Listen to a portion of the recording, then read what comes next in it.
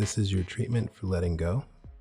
So much of life is holding on, but there are times when letting go and getting out of our own way is so important. There is an idea that we're in control and we're behind the wheel. As you know, even in a car, you may be behind the wheel, but there are millions and millions and millions of other moving parts. So it is with life. There's a part of us which is constantly speaking and prompting us to react or not react, and it's becoming increasingly important that we should pay more attention to that. It's okay to let go. Some of us call it intuition, some of us call it a hunch, some of us call it just a general sense of being and being one with everything. I read a few things that have stuck with me that I use when it comes to letting go, when I feel that I'm spinning and spinning and everything else is spinning and spinning around me out of my control. The first thing I do is apologize. I apologize to my higher self for trying to be in control, for forgetting that at best I'm a servant, at best I'm a conduit. And so being a conduit, feels good. Life can flow through me and it can do so unimpeded. Feels good. When I do try to manage and steer every inch because I feel strong or I feel capable or I feel like someone that is moving and shaking, I'm quickly reminded that that strength and that place that I had elevated or become elevated to came when I was being a conduit and when I let go. Okay. So this is a reminder for all of us always to give ourselves that moment of breath, of space, to remind ourselves that to breathe is to live.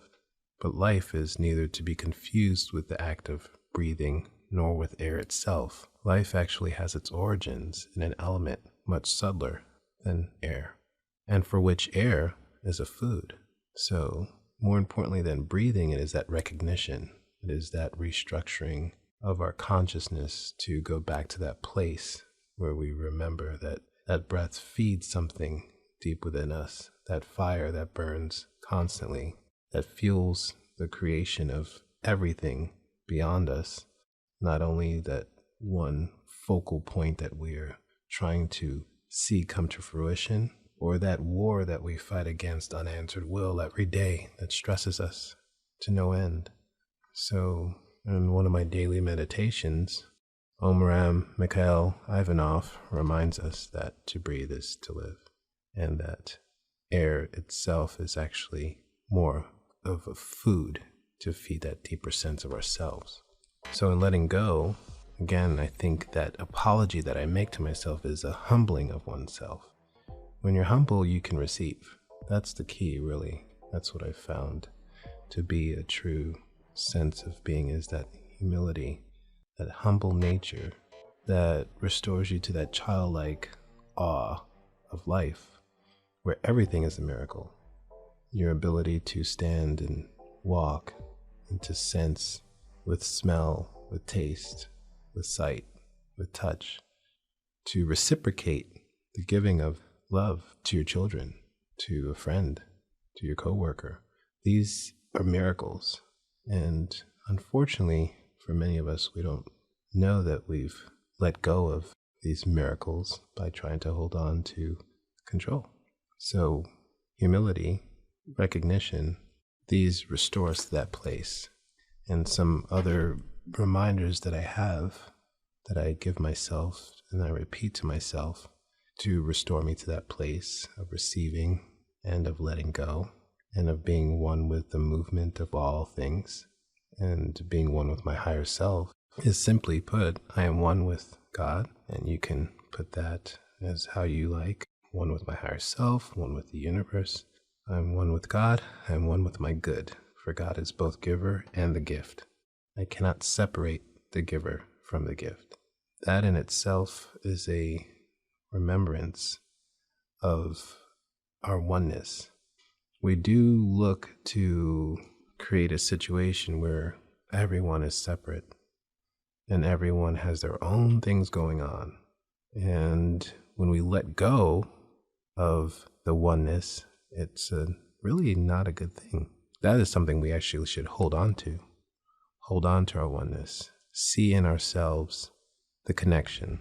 Because from that will come compassion, from that will come understanding, and from that will come direction in your job, in your endeavors, in your schooling, whatever age you are, whatever place you are in life, whatever status, whatever situation.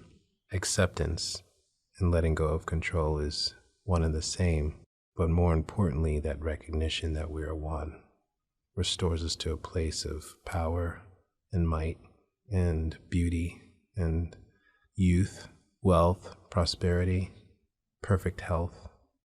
It is said, instead of reminded of, I'll just say, it is said, to young souls, there are good folks and bad folks. To mature souls, there are only good folks, though some do bad things. And old souls only see themselves. That's profound and true and real. The more we open to life, the more we see that sense of namaste, for in us is burning the same light. And that is our true connection. Doesn't mean that we are meant to dismiss all situations and be blind to the prompts that tell us where to go and where not to go, who to be with and who not to be with. These are also very important because we see in ourselves others, and we see in others ourselves. And those lessons also help us along with life to move forward in the right direction. So much of letting go has a lot to do with stepping out of fear. And one writer says, I will always have fears, but I need not be my fears, for I have other places within myself from which to speak and act. Parker J. Palmer. So, and Parker J. Palmer wrote that. He wrote that from a place, obviously, of having dealt with fear. And so much of the control factor is the fear of what might happen if we were to let our guards down, what would happen if we were to let someone else handle an affair or a situation, what would happen if we walked away, what would happen if we stayed.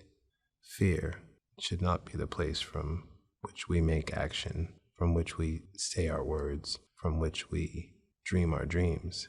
Fear should be a place that we should run from, a place that we should, if anything, tell ourselves that it is merely an opportunity to grow and to become more filled with love, more filled with patience, fill ourselves with positivity, fill ourselves with anything that will bring us out of that state, because no feeling takes over our lives more suddenly or more completely than fear. And that is something that I've been reminded of by a writer by the name of Mark Nepo, another great resource, the Book of Awakening. And so much of his battle of cancer came from a place of working through and dominating and overcoming fear. That was the main disease. That is the greatest disease of mankind.